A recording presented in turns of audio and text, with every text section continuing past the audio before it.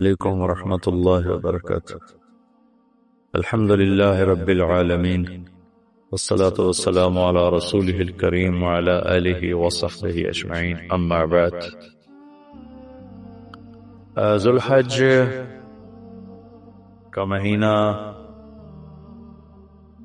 ہمارے مبارک مہینوں میں سے ایک مہینہ ہے جس میں اللہ تعالیٰ نے حج اور قربانی یہ دو بڑے عمل اس میں جمع فرمائے ہیں.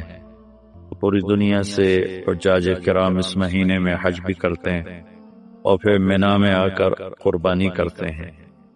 اور اللہ تبارک و تعالیٰ نے ان ایام کی قسم اٹھائی ہے، والفجر ولیال عشر والشفع والوتر واللیل اذا یسر هل فی ذلک قسم لذی حجر. اور کسی دن کی قسم اللہ نے ایسے نہیں اٹھائی، خاص کر اللہ کو عید کے دن کی قسم اٹھائے یا جمعے کی قسم اٹھائے یا لیلۃ القدر کی قسم اٹھائے. انا انزلناہ فی لیلۃ القدر وما ادراک ما لیلۃ القدر، یہ گفتگو فرمائی، خبر دی. لیکن والفجر، مجھے قسم ہے فجر کی، اس سے مراد 10 تاریخ کی صبح جو 9 کا دن گزار کے حج کا دن ہوتا ہے، اور وہ گزار کے جب 10 کی صبح یعنی قربانی کی جو صبح ہے، اللہ نے والفجر اس کی قسم اٹھائی. پھر ولیال عشر، یکم سے 10 ذوالحج کی جو راتیں ہیں ان کی قسم اٹھائی. والشفع، یہ 10 کے دن کی قسم اٹھائی. والوتر، اور یہ اللہ تعالیٰ نے 9 تاریخ کی قسم اٹھائی. واللیل اذا یسر، اور یہ 9 اور 10 کی درمیانی رات کی اللہ تعالیٰ نے قسم اٹھائی. یہ کسی بھی ٹائم کی، دن کی، مہینے کی، سال کی، اس طرح اللہ تعالیٰ نے خوبصورت انداز میں قسم نہیں اٹھائی جیسی اللہ تبارک و تعالیٰ نے یہ ان 10 دن راتیں، 9 کا دن، 10 کا دن، 10 کی رات، 10 کی صبح. اور اللہ کے نبی کا فرمان ہے کہ ان 10 دنوں میں اللہ تعالیٰ کو جتنی عبادت پسند ہے وہ اور کسی دن میں بھی پسند نہیں. اور اس میں کوئی شک نہیں، ان 10 دنوں میں سب سے بڑی عبادت وہ حج ہے، جس کو اللہ تعالیٰ نصیب فرمائے اور جس کے مقدر میں فرمائے. حج ان 10 دنوں کی سب سے بڑی عبادت ہے. عرفات کی ایک دن کی حاضری وہ 10 لاکھ دن کی حاضری یا 1 لاکھ دن کی عبادت کے برابر ہوتی ہے. اور عرفات کے دن کی حاضری میں اللہ تعالیٰ کا ارشاد ہوتا ہے، میرے بندو آج اتنے گناہ لے کر آؤ، جتنے بارش کے قطرے، جتنے درختوں کے پتے، جتنے ریت کے ذرے، جتنے گردش ایام میں جب سے ٹائم شروع ہوا ہے اس میں بننے والے دن اور رات، اور یہاں کے توبہ کرو میں سب معاف کروں گا. اور عرفات کے دن جتنا شیطان ذلیل ہوتا ہے اتنا کسی دن بھی ذلیل نہیں ہوتا. اور میرے محبوب صلی اللہ علیہ وسلم نے یہ دن حج کا، عرفہ کا زور اثر کٹھی پڑھ کے پھر سارا دن شام تک کوئی 5-6 گھنٹے مسلسل دعا مانگی. اور آپ نے فرمایا اس وقت میرا اللہ میرے صحابہ پہ فخر فرما رہا ہے، اور قربان جاؤں خطاب کے بیٹے پر. فرمایا اور عمر بن خطاب پہ اس وقت میرا اللہ خاص طور پہ خوش ہو رہا ہے، اور خاص طور پہ عمر بن خطاب پہ اللہ تعالیٰ فخر فرما رہا ہے. تو ان 10 دنوں میں جسے اللہ حج میسر فرما دے تو اس سے بڑی عبادت کوئی نہیں. حج میسر نہیں ہے تو پھر ان 10 دنوں میں نومی کا روزہ رکھنا، ان 10 دنوں میں روزے رکھنا، اس میں نوافل کی کثرت، صدقے کی کثرت، پھر قربانی، یہ سارے اعمال ان 10 دنوں میں انتہائی محبوب ہیں. جنہیں اللہ سعادت دے دے حج کی، بار بار جائیں. تابعوا بین الحج والعمرہ، حج عمرہ آگے پیچھے کرو، آگے پیچھے کرو. ایک بہت بڑا طبقہ ہے جو یہ کہتا ہے کہ ایک دفعہ فرض ہے اس کے بعد کوئی ضروری نہیں. میں کب کہتا ہوں کہ ضروری ہے؟ ضروری نہیں ہے، لیکن ضروری کا مطلب فرض نہیں ہے. لیکن اللہ اس کے رسول کو پسند ہے کہ اس کے گھر بار بار آیا جائے، بار بار حاضری دی جائے. اللہ کے نبی کو تو آخر عمر میں جا کے موقع ملا، اس کے بعد آپ دنیا سے تشریف لے گئے. اگر آپ اس کے بعد زندہ رہتے تو یقیناً آپ ضرور حج کرتے، چونکہ آپ نے جتنے سال مکہ میں گزارے آپ نے ہر سال حج کی، نبوت کے اعلان سے پہلے بھی اور نبوت کے اعلان کے بعد بھی آپ نے مسلسل حج کی، اور 4 عمرے آپ نے فرمائے زندگی میں، 4 عمر، ایک عمرہ مدینہ سے خاص طور پر تشریف لائے جس کو ہم صلح حدیبیہ کہتے ہیں، وہ ہو نہیں سکا، لیکن آپ نے وہیں عمرے کا کام پورا کیا، سر مڑائے، احرام کھولے، پھر اگلے سال آپ اس کی قضاء کے لیے تشریف لائے، پھر ایک عمرہ آپ نے فتح مکہ کے بعد جعرانہ سے احرام باندھ کے تشریف لائے اور عمرہ کیا، اور ایک عمرہ آپ نے اپنے حج کے ساتھ کیا۔ صدیقی دور میں پہلا سال جنگوں میں گزر گیا، دوسرے سال صدیق اکبر اپنے پورے ساتھیوں کے ساتھ حج کے تشریف لائے، فاروقی دور میں عمر بن خطاب رضی اللہ تعالیٰ 10 سال حکومت کی، 10 سال حج کیا، ہر سال حج پہ تشریف لائے۔ عثمان رضی اللہ تعالیٰ عنہ نے اپنی خلافت کے دور میں جب تک امن رہا ہر سال حج کرتے رہے، جب فساد شروع ہوا تو آپ روکے، اسی میں شہید ہو گئے۔ علی رضی اللہ تعالیٰ عنہ کو موقع نہیں ملا، جنگوں میں زندگی گزر گئی، اور اسی میں آپ اللہ پاک کی بارگاہ میں پہنچ گئے، تو لیکن باقی 3 ساتھیوں کی خلافت کے دور میں آپ نے بکثرت حج اور عمرے کیے۔ تو دین کے کسی عمل کو یوں کہہ کر ہلکا نہیں بنانا چاہیے کہ اس کی کیا ضرورت ہے، اتنا پیسہ خرچ کرتے ہیں، اس کی کیا ضرورت ہے، کسی غریب کو دے دیا جائے، یہ اس طرح تخاول نہیں کرنا چاہیے کہ اللہ کے گھر کی حاضری کو اتنا ہلکا نہیں سمجھنا چاہیے۔ میرا اللہ بلائے تو بار بار جانا چاہیے، اور جس کو اللہ توفیق دے عمرے پہ جائے، حج پہ جائے، ہاں غریبوں پر بھی خرچ کرے، اپنے رشتہ داروں پر خرچ کرے، ضرورت مندوں پر خرچ کرے، لیکن اللہ کے فضل سے امید ہے جو اس طرح اللہ کے گھر جانے پر خرچ کرتے ہیں تو اپنے اللہ کے فضل سے غریبوں پر بھی خرچ کرتے ہیں۔ اس کو آپس میں یوں اس کا مقابلہ نہیں کرنا چاہیے، چیز اللہ کو پسند نہیں ہے۔ شہنشاہ کے، دنیا کے سب سے بڑے بادشاہ کے دربار میں حاضری کو ہم اتنا ہلکا نہ سمجھیں، بہت بڑی سعادت ہے۔ حضرت امام حسن کی سنا دیتا ہوں۔ امام حسن رضی اللہ تعالی عنہ نے 20 حج پیدل کیے، مدینہ سے پیدل تشریف لاتے تھے اور حج فرماتے تھے۔ 20 حج، یہ تو اہل بیت کیا جگر گوشہ رسول ہیں اور جگر اہل بیت ہیں، تو 20 حج فرمائے آپ نے، پیدل فرمائے، مدینہ سے تشریف لائے مکہ پیدل۔ ایسے امام حسین رضی اللہ عنہ نے کئی حج پیدل فرمائے، مجھے ان کا عدد یاد نہیں، امام حسن کا مجھے یاد ہے، 20 حج پیدل کے، اور اللہ کے نیک بندوں نے برس ہا برس اللہ کی بارگاہ میں پیدل حاضریاں دی ہیں۔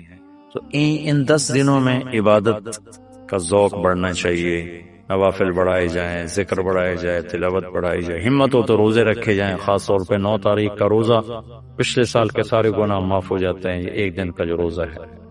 پھر اس کا دوسرا جو بڑا عمل ہے وہ قربانی ہے، اور یہ قربانی آدم علیہ السلام سے چلی آ رہی۔ وَاتْلُ عَلَيْهِمْ نَبَأَ ابْنَيْ آدَمَ بِالْحَقِّ إِذْ قَرَّبَا قُرْبَانًا فَتُقُبِّلَ مِنْ أَحَدِهِمَا وَلَمْ يُتَقَبَّلْ مِنَ الْآخَرِ۔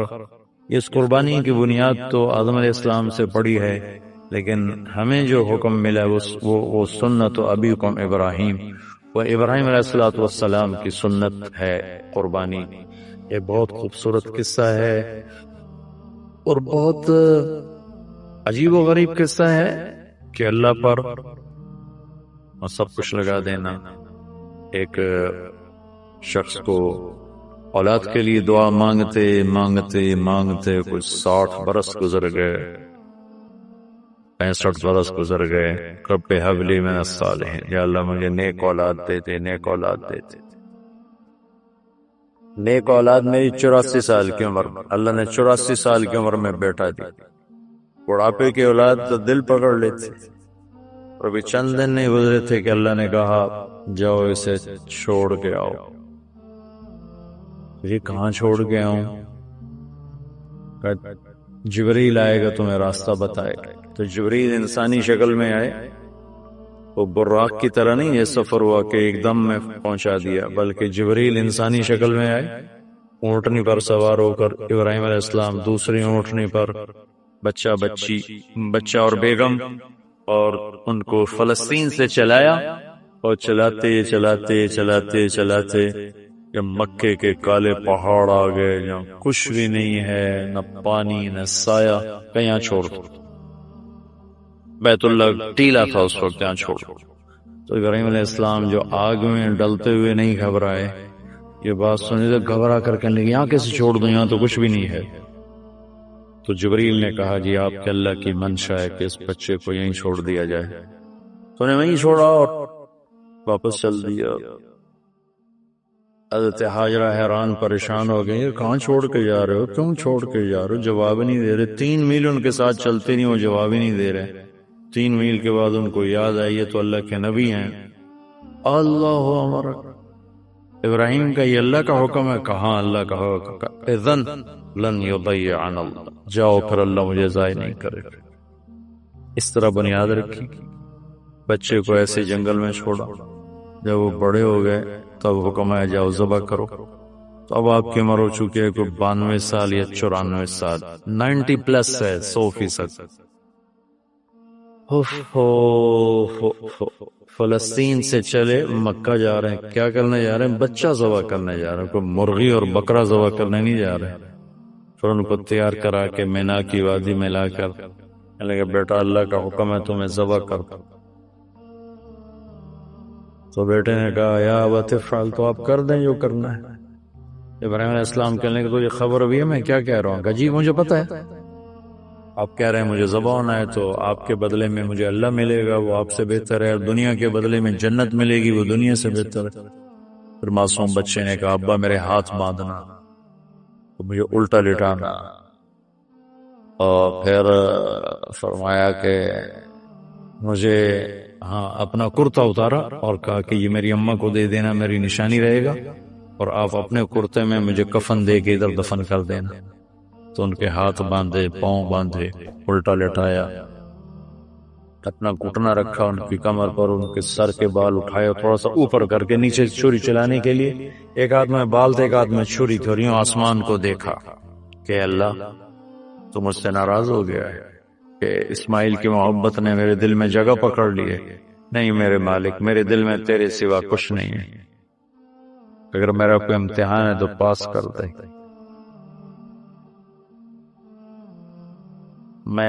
میرے دل میں تیرے سوا کچھ نہیں، اور اگر تم مجھ سے ناراض ہے تو اپنی ناراضگی دور کر دو، چھری چلا دو۔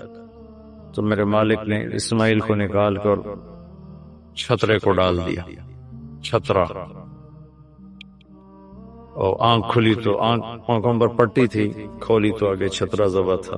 نبی پاک صلی اللہ تعالی علیہ وسلم قربانی کے موقع پر 2 چھترے، بکرا نہیں، بھیڑ نہیں، گائے نہیں، بھینس نہیں، 2 چھترے ذبح فرماتے تھے قربانی کے، ایک اپنی طرف سے ایک امت کی طرف سے۔ حج کے موقع پر آپ نے 63 اونٹ ذبح کی، 63 اونٹ، جو ایک اونٹ میں 7 آدمی ہوتے ہیں، ایک اونٹ میں 7 آدمی ہوتے ہیں، تو 441 قربانیاں آپ نے کی اپنی طرف سے، اور مالداروں کو پیغام دیا کہ قربانی خوب کرو۔ لیکن ہمارے ملک میں ایک عجب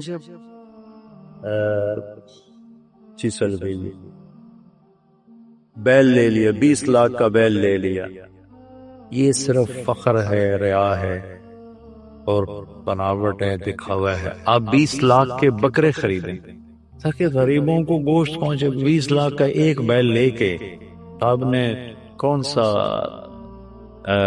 سمجھداری کا، عقل مندی کا کام کیا؟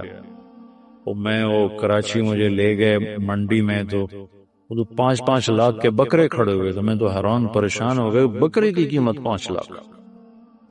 تو وہ جو مالدار لوگ ہیں ان میں ایک مقابلہ بن گیا ہے اور ایک فخر بن گیا، جی میں 20 لاکھ دا ذبح کیتا، میں 10 لاکھ دا ذبح کیتا، ہم نے تو بھائی 50 لاکھ کا ذبح کر دیا۔ میں آپ سب بھائیوں کی محنت کرتا ہوں، اللہ نے آپ کو رزق دیا ہے تو آپ بیوقوف نہ بنیں، آپ اس کو صحیح خرچ کریں۔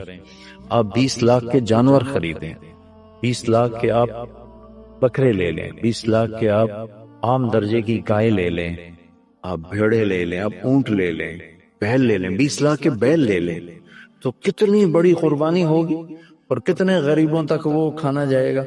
20 لاکھ کا ایک بیل لے کر آپ نے کیا کمایا؟ کون سی نیکی کمائی آپ؟ تو میں اگر کوئی میری بات پہنچ جاتی ہے کسی ایسے میرے بھائی تک جو ایسا شوقین ہے، یقیناً اس نے اللہ کے لیے بہت بڑا قدم اٹھایا کہ 20 لاکھ خرچ کر دیے، لیکن تھوڑی سی نادانی سے کام لیا ہے، بلکہ بہت بڑی نادانی سے کام لیا ہے کہ 20 لاکھ ضرب 4-5 من 10 من گوشت پہ لگا دیے، جبکہ اس میں سے 1000 من گوشت نکل سکتا تھا اگر وہ 20 لاکھ کے بکرے لے لیتے، 20 لاکھ کے بھیڑے لے لیتے، چھترے لے لیتے، دمبے لے لیتے، 20 لاکھ کے قائد عام خرید لیتے اور بچڑے لے لیتے، تو کتنے غریبوں تک یہ گوشت چلا جاتا۔ تو یہ میرے ملک میں یا خاص طور پر شہروں میں، کراچی میں تو پاگل ہوئے پڑے ہیں لوگ، جو کراچی منڈیوں نے دکھائی تو میں حیران پریشان ہو گیا کہ یہ کیا حماقت ہے، نادانی۔ اور پھر ان بیلوں کو وہ پستے کھلا رہا ہے، بادام کھلا رہا ہے، مکھن کھلا رہا ہے، دودھ پلا رہا ہے، وہ بیچارہ بیل بھی تھک موٹا ہو، وہ بیچارہ تھک کے کھڑا ہوتا ہے، میں نے جلدی فارغ کرو، ذبح کرو، اس کی جان پسی ہوتی ہے۔ تو میں مالدار بھائیوں سے عرض کرتا ہوں کہ ایسی نادانی کے کام نہ کریں، اس قربانی کو اس طرح کریں کہ غریبوں کے لیے ایک دن اللہ نے رکھا ہے تو اس طرح کریں کہ غریبوں کو نفع پہنچے۔ یہ اس نادانی سے توبہ کریں کہ ایک بیل 10 لاکھ کا لے لیا، ایک بکرا 5 لاکھ کا لے لیا، اس میں کتنا پیسہ آپ نے ایک تھوڑے سے بہت تھوڑا نفع کمایا، بہت زیادہ خرچ کیا، اس کے ساتھ اب بہت بڑا نفع۔ چونکہ قربانی کے جانور جب ذبح ہوتے ہیں تو جتنے اس کے جانور کے جسم پہ بال ہوتے ہیں اتنی نیکیاں لکھی جاتی۔ 20,000 کا بکرا اچھا مل جاتا ہے تو 1 لاکھ میں 5 بکرے آ جاتے ہیں، اور 5 لاکھ میں 25 بکرے آ جاتے ہیں۔ ایک بکرا 5 لاکھ کا لیا، اس کے جسم پہ فرض کرو 1 لاکھ بال ہیں اور آپ نے 25 لیے تو 25 لاکھ آپ کی نیکیاں بڑھ گئیں۔ تو یہ بہت نادان طرز چل رہا ہے۔ میں آپ سب کی منت کرتا ہوں کہ اس طرح پیسہ ضائع نہ فرمائے، اللہ کی دی ہوئی امانت ہے۔ ایک بیل آپ نے 20 لاکھ کا لے لیا، 20 لاکھ میں تو 100 بکرے آ سکتے، 100 بکروں کے ذریعے سے کتنے لوگوں کی خدمت کی جا سکتی ہے۔ تو اس قربانی کو شوق سے بھی کریں، اور مستحب یہ ہے کہ جس کے پیسے جو قربانی کا خود ذبح کرے یا اس کی جگہ کھڑا ہو، اس جگہ ذبح کرنے والے کے پاس کھڑا ہو۔ قربانی کے گوشت میں سے قربانی کی قیمت نہ دی جائے، قربانی کی اجرت نہ دی جائے، اجرت اس کے علاوہ دی جائے، اور اس کی کھال کا صدقہ کر دیا جائے۔ جہاں آپ مناسب سمجھیں اور آپ اس کا صدقہ کر دیں۔ انسان اللہ کے علم کے بغیر جانور ہے۔ اولئک کالانعام انہم الا کالانعام بل اضل سبیلا۔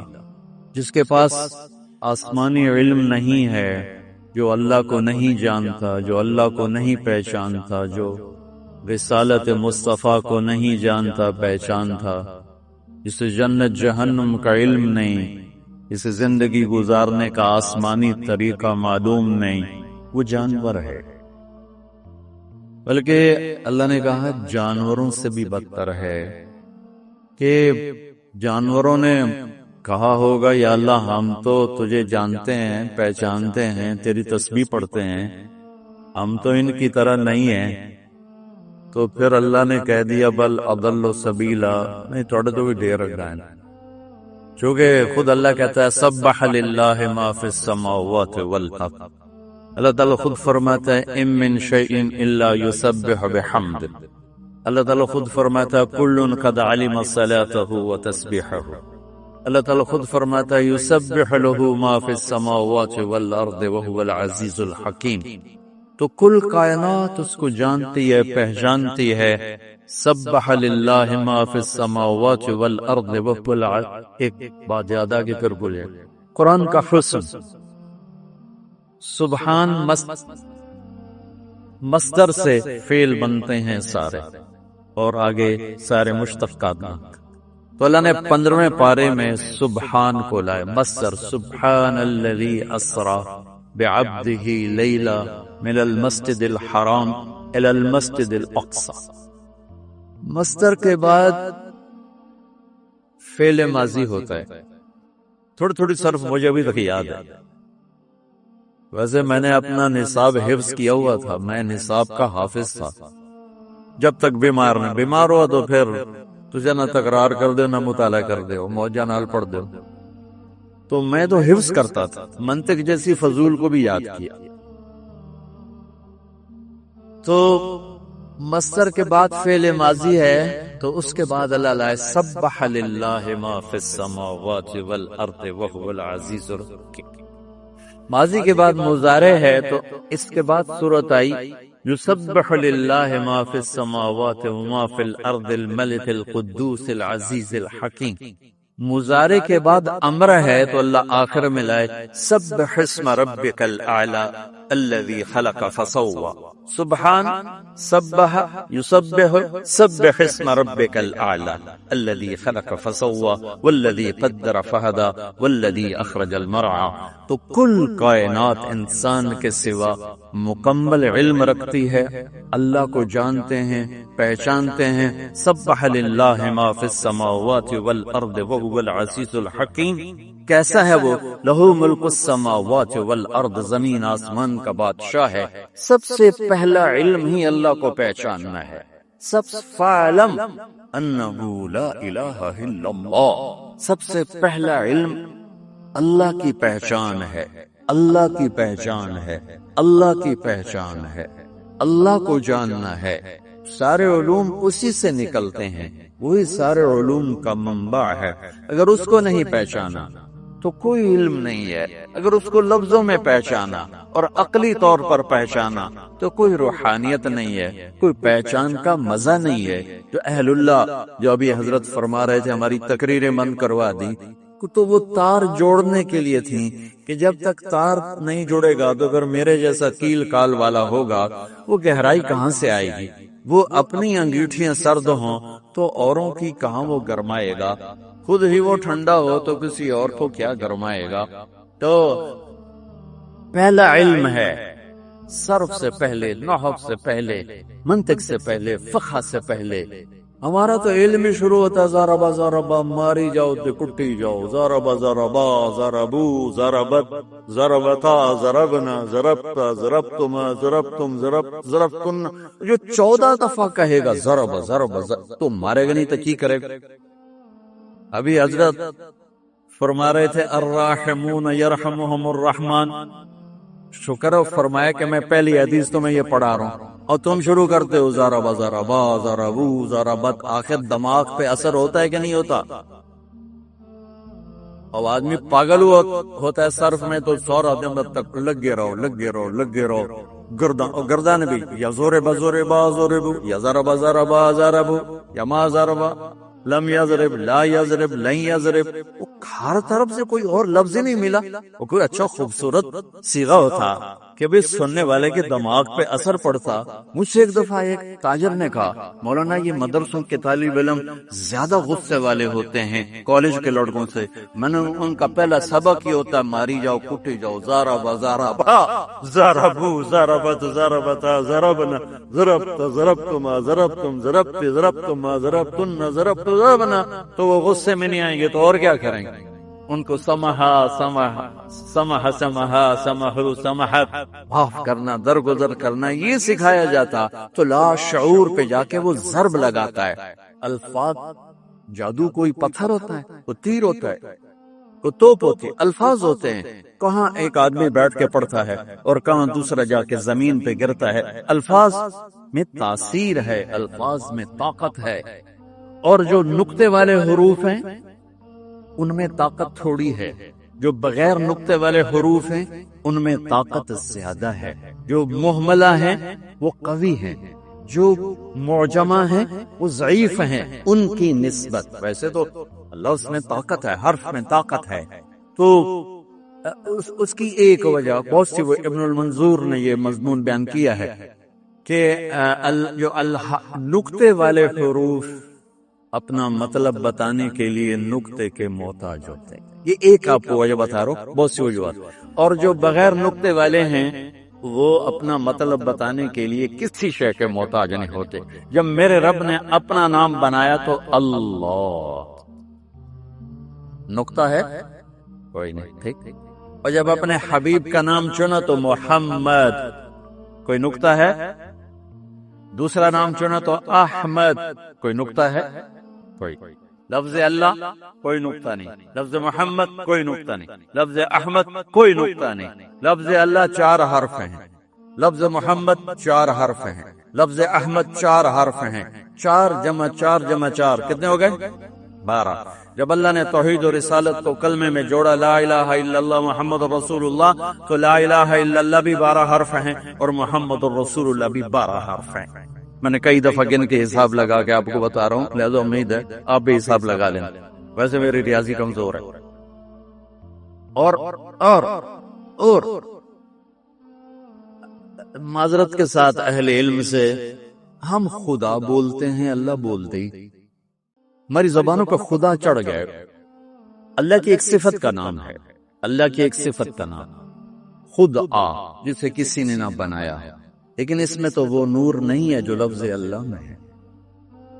لفظ اللہ کی خصوصیت ہے، کسی لفظ کا حرف نکالو مطلب بدل جائے گا. اسی خدا کا خا نکال دو پیچھے خا رہ جائے گا. وہ خا تو پٹھانوں میں خا خا خا خا خا خا، ہمارے ہاں تو کوئی خا خا نہیں ہے، ٹھیک. اور دال نکال دو، اس کا دال نکال دو تو خا خا خا خا خا. اور اگر خا ہٹا دو تو دا دا دا، وہ بھی پٹھانوں والی دادے دادے دادا. اور جب میں ریمنڈ جاتا ہوں نا تو وہ مجھے دیکھنے کے لیے پٹھان نر دادے دادے دادے دادے، بھئی وہ جا رہا وہ جا رہا وہ جا رہا. اب خدا کی خا ہٹاؤ تو دا دا دا دا، یہ کیا چیز ہے؟ اور دال ہٹاؤ تو خا خا خا خا، یہ کیا چیز ہے؟ ٹھیک. طارق جمیل کی تا ہٹا دو تو ارق بے قرار. رات موجود رہے تو رات کو آنے والا، میں آیا بھی رات میں ہوں، ٹھیک. اس کا الف ہٹا دو تو ترک، زمین پہ پاؤں مارنا یا دروازہ کھٹکھٹانا. جمیل خوبصورت، جیم ہٹا دو میل بنا دو میل بنا دو. یا ہٹا دو جمل بنا دو جمل بنا دو. میم ہٹا دو جیل بنا دو جیل بنا دو. میں نے اپنے نام کا پورا آپریشن کر کے آپ کو دکھا دیا. اللہ اللہ اللہ نور السماوات والارض مثل نوره كمشكاة فيها مصباح المصباح في زجاجة الزجاجة كأنها كوكب دري يوقد من شجرة مباركة زيتونة لا شرقية ولا غربية يكاد زيتها يضيء ولو لم تمسسه النار نور على نور يهدي الله لنوره من يشاء الله الذي رفع السماوات بغير عمد ترونها الله الذي يبدأ الخلق ثم يعيده الله الذي لا إله إلا هو الف لام میم اللہ لا الہ الا هو فإن تولوا فقل حسبي الله لا إله إلا هو وإلهكم إله واحد لا إله إلا هو الله الذي لا إله إلا هو قل هو الله أحد الله الصمد لم يلد ولم يولد ولم يكن له كفوا أحد هو الله الذي لا إله إلا هو عالم الغيب والشهادة هو الرحمن الرحيم هو الله الذي لا إله إلا هو الملك القدوس السلام المؤمن المهيمن العزيز الجبار المتكبر الخالق الباري المصور الغفار القهار الوهاب الرزاق الفتاح العليم القابض الباسط الخافض الرافع المعز المذل السميع البصير الحكم العدل اللطيف الخبير الحليم العظيم الغفور الشكور العلي الكبير الحسيب المقيت الجليل الكريم الرقيب المجيب الواسع الباعث الشهيد الحق الوكيل القوي المتين الحميد المحصي المبدئ المعيد المحيي المميت الواجد الماجد الواحد الآحد الصمد القادر المقتدر المقدم المؤخر الأول الآخر الظاهر الباطن الوالي المتعال البر التواب المنتقم العفو الرؤوف مالك الملك ذو الجلال والإكرام المقسط الجامع الغني المغني المانع الضار النافع النور الهادي البقي البديع الباقي الوارث الرشيد الصبور جل جلاله ذلكم الله ربكم الحق فماذا بعد الحق الا الضلال. یہ ہے میرا آپ کا اللہ. اہل علم سے گلہ ہے کہ یہ بھی خدا کے میں دیکھو یہ بڑے بڑے مفتی بیٹھے فتویٰ نہ لاوے جی میرے تے جائز ہے حضور جائز ہے غلط نہیں کہہ رہا ہوں جائز. مفتی عبدالقدوس کدھر ہے چلے گئے چلو وہ مولانا انور صاحب بیٹھے ہوئے جائز ہے جائز ہے لیکن میں کہہ رہا ہوں مناسب نہیں ہے. جب اللہ نے اپنا نام اللہ ہمیں بتایا ہے تو ہمیں خدا کہنے کی کیا ضرورت ہے. ایک انسان کا بنایا ہوا لفظ ہے پتہ نہیں کس نے بنایا فارسی کا لفظ ہے جو میرے رب کی زبان سے نکلا اللہ اننی انا اللہ. موسیٰ جانتے ہو کہاں ہو یا موسیٰ انی انا ربک فاخلع علیک انک بالواد المقدس طوى وانا اخترتک فاستمع لما یوحى فاستمع دھیان سے سننا کیا اننی انا اللہ. کیا خوبصورت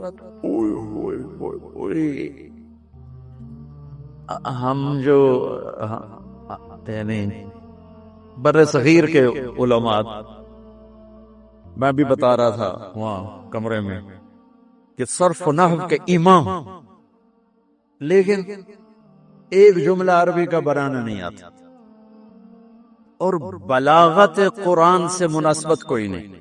تم سب بچے میں ہم سب ہم اس نابینا کی طرح ہے جس کی بیوی بڑی خوبصورت ہے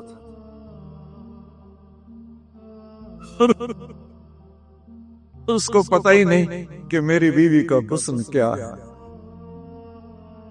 یہ تو میں نے ویسے مزاح میں کہہ دیا.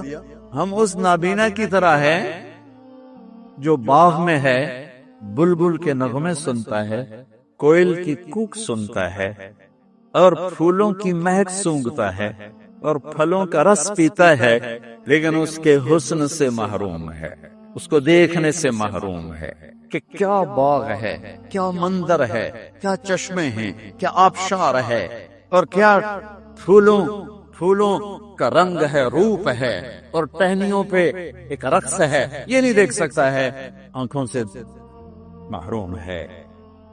قرآن کا حسن قرآن کا حسن قرآن کا حسن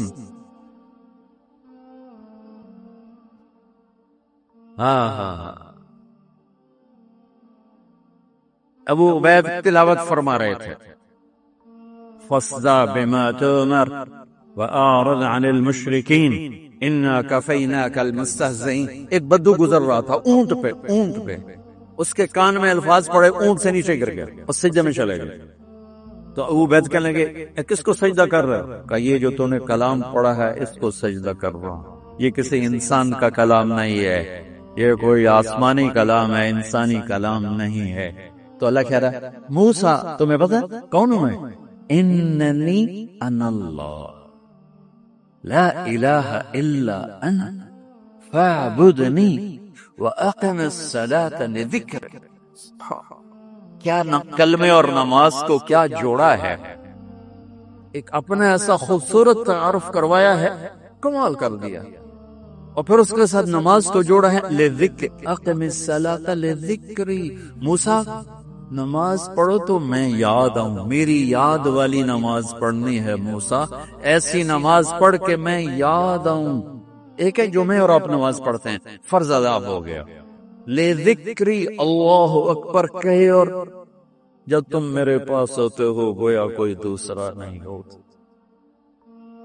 لفظ اللہ 4 حرف ہیں، الف ہٹا دو تو کوئی اونچ نیچ ہونی چاہیے نہیں. للہ ما فی السماوات و ما فی الارض. اگلا لام ہٹا دو تو کافی مطلب بدل جانا چاہیے نہیں. لہو ما فی السماوات و ما فی الارض. آخری لام ہٹا دو تو پھر مطلب بدلنا چاہیے نہیں. وَهُوَ الَّذِي فِي السَّمَاءِ إِلَٰهٌ وَفِي الْأَرْضِ إِلَٰهٌ. سارے حرف ہٹا دو، ہا کی پیش کو باقی رکھو تو مطلب بالکل ہی غلط ہو جانا چاہیے نہیں. هُوَ اللَّهُ الَّذِي لَا إِلَٰهَ إِلَّا هُوَ. إِلَّا اللہ لا الہ الا ہو. هو اللہ الذی لا الہ الا ہو. میرے بچوں، میرے عزیزوں، میرے بھائیوں، ہم اللہ کو عقلی طور پہ جانتے ہیں، عقلی طور پہ جانتے ہیں. ہم اللہ کو دل کی دھڑکنوں سے نہیں جانتے. جذبات کی دنیا ویران ہے. فرمایا تھا سلطان باہو رحمت اللہ علیہ نے، عاشقوں میں عشق کما میں دل رکھیں وانگ پہاڑاں ہو. سہ بدیاں ہزار علامے کر جانے باغ بہاراں ہو. منصور جائے چک سولی دیتے جڑے واقف کد اسراراں ہو. سجدیاں سر چین نبا ہو توڑے کافر کہن ہزاراں ہو. عاشق سوئی حقیقی جڑا قتل معشوق دے مننے سر نو جوڑے تے مکھ نہ موڑے. ہمیں 100 تلواراں کھنے سچا عشق حسین علی دبا ہو. سر دیتے تھے روز نہ پنے. ہم جو ہے نا، ہماری جو مدرسے کی زبان ہے نا، وہ اصطلاحی ہے. وہ عشق کی زبان نہیں ہے، محبت کی زبان نہیں ہے. وہ اور دل کم بخت ایسا ہے کہ یہ صرف نغمہ عشق جانتا ہے اور کچھ جانتا ہی نہیں ہے. اسی کو خواجہ غلام فرید نے یوں فرمایا، سکھری تروش منصوری نو ہن ٹھپ رکھ کنز کدوری نو. سکھری تروش منصوری نو، منصور حلاج، ہن ٹھپ رکھ کنز کدوری نو. ہادی نہ سمجھ ہدایا، کافی نہ سمجھ کفایا. کافیہ وزن شعر کی وجہ سے اس کو بدلا ہے. ہادی نہ سمجھ ہدایا، کافی نہ سمجھ کفایا. ایو دل قرآن کتاب ہے، ایو دل قرآن کتاب ہے. میرے عزیزو، پہلا علم ہے اللہ کو جان، اللہ کو جان، اللہ کو پہچان. کہ یہ سب سے بڑا علم ہے کہ اس ساری کائنات کا ایک شہنشاہ ہے، ایک مالک ہے، ایک بادشاہ ہے. آسمان بھی اللہ کے اور دھرتی بھی اللہ کی. مشرق اور مغرب پہ اللہ کا راج ہے، شمال و جنوب پہ اللہ کا راج ہے.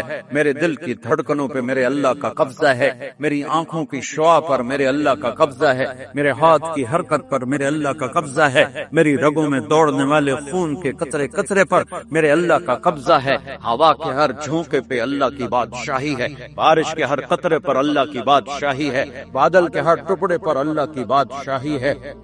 چوپاؤں دوڑنے والے، اچھلنے والے، چھلانگی لگانے والے، تیرنے والے، ڈسنے والے، دھاڑنے والے، پھاڑنے والے، اڑنے والے، چھپنے والے، دن میں رات میں، ہر مخلوق میرے اللہ کی مہر ہے، میرے اللہ کی بادشاہی ہے، میرے اللہ کا قبضہ ہے. الارض جميعا قبضته يوم القيامة والسماوات مطويات بيمينه سبحانه وتعالى عما يشركون. اللہ لا الہ الا ہو. کوئی ہے اس جیسا؟ کیسا ہے الحی، کیسا ہے القیوم، کیسا ہے لا تاخذہ سنہ، کیسا ہے ولا نوم، نہ سوئے نہ اونگے، قائم ہمیشہ، دائم ہمیشہ، زندہ ہمیشہ. بادشاہی کیسی ہے؟ لہو ما فی السماوات و ما فی الارض. علم کیسا ہے؟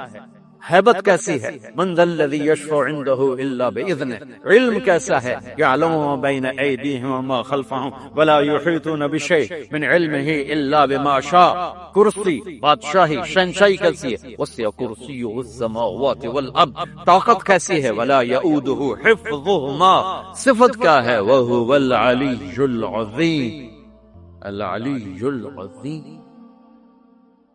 پہلا علم ہے میں اللہ کو جانوں، میں اللہ کو جانوں، میں اللہ کو جانوں، اللہ کی قسم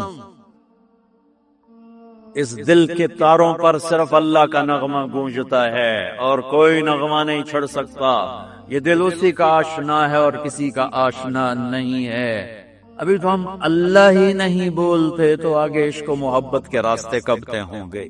پہلے اپنا الفاظ میں لاؤ۔ یہ صوفیہ کرام کیا ذکر کرتے ہیں، اللہ اللہ اللہ اللہ اللہ۔